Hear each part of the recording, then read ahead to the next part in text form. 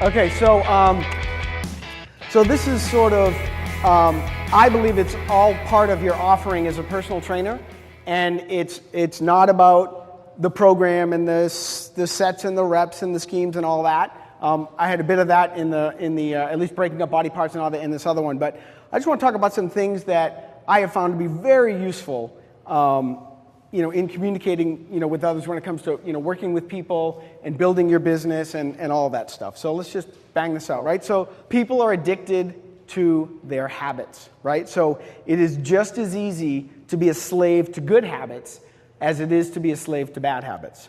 So you want to replace bad ones, right, with good ones, clearly. The habit of training and training with you, right? The habit of diet, the habit of exercise, homework. Building these habits into a routine that's going to work for them. So getting to know the client, and I'll talk about this later, but getting to know the client and what makes them tick and what's going on in their life and all of the stuff. When you have a training session, right, it's like you walk up to the person, you're training, like, okay, what did we do for cardio? What did we do for strength training? This is what we're going to do today. Let's get cracking. So you do all their stuff that, you get them moving, and then once you start getting them moving, it's like, so what's up?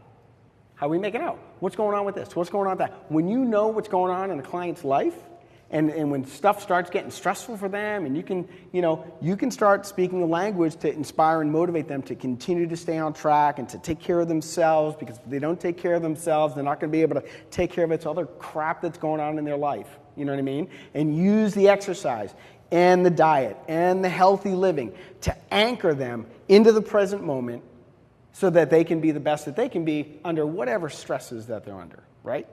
So fitness, right, is selfishness in the form of self-discipline, right? Totally true. Who's benefiting when someone's doing squats and they're trying to get a shapely booty? First thing I say, hey, you don't have to do those squats. It's not my booty. And they're like, okay. But if they're disciplined and they get it done, right, it's a completely selfish endeavor, right? Any ounce of effort any client puts in the gym, they're the only ones benefiting from it. And it's good to remind them that. Like, listen, you're the only one benefiting from this, right? You're not doing this for your daughter or your son or your grandfather. You're doing it for you, and you dial it back to that, it's hard for them not to stay on. Build new habits by making it simple. Initially ask them to do less than what they think you'll ask them to do, and that's going to build their confidence, right? And they're going to start to build some structure into the way that they handle their day. And when they do that, they're gaining success.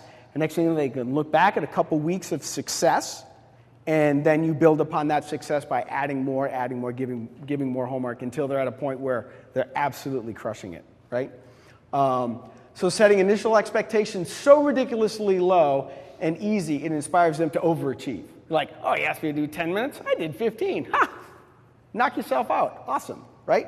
So get them to feel successful from the start, and then suddenly they're hooked because they're confident in their capacity. So make a dent in your universe.